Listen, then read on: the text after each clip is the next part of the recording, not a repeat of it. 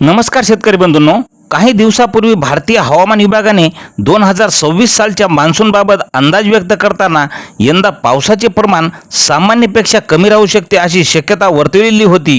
यामुळे शेतकरी वर्गामध्ये काही प्रमाणामध्ये चिंता निर्माण झालेली होती। मात्र सध्या एक परिस्थितीमध्ये वेगळीच घडामोड सध्या पाहायला मिळत आहे।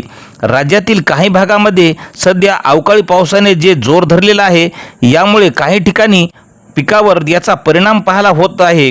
पण मित्रांनो, यंदाच एक महत्त्वाचा अहवाल सध्या हवामान विभागाने प्रसिद्ध केलेला आहे आणि या अहवालामध्ये दिलासा देणारी बातमी मिळत आहे।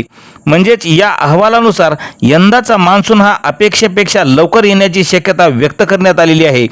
सर्वप्रथम अंदमान आणि निकोबार बेटावर 18 ते 25 मेच्या दरम्यान मान्सून दाखल होऊ शकतो। त्यानंतर पुढील टप्प्यात मान्सून केरळमध्ये सुमारे 25 मेच्या सुमारामध्ये पोहोचण्याची शक्यता आहे। केरळमध्ये दाखल झाल्यानंतर मान्सून हळूहळू उत्तर भारताच्या दिशेने पुढे सरकणार आणि देशभरात जोरदार पावसाची सुरुवात होईल। आता प्रश्न उपस्थित होतो की मान्सून लवकर येण्यामागचं नेमकं कारण काय? तर मित्रांनो, हवामान तज्ज्ञांच्या अंदाजानुसार एल निनोची परिस्थिती निर्माण होण्याची शक्यता सध्या खूपच कमी आहे। साधारणपणे एल निनो सक्रिय असल्यास मान्सूनवर विपरीत परिणाम होतो, मात्र यंदा ही शक्यता खूप कमी असल्यामुळे मान्सूनला अनुकूल वातावरण तयार होत आहे। त्यासोबतच इंडियन ओशन डायपोल सध्या पॉझिटिव्ह स्थितीमध्ये राहण्याची शक्यता असल्यामुळे ही परिस्थिती भारतासाठी सामान्यतः चांगल्या पावसाचे संकेत देणारी मानली जात आहे।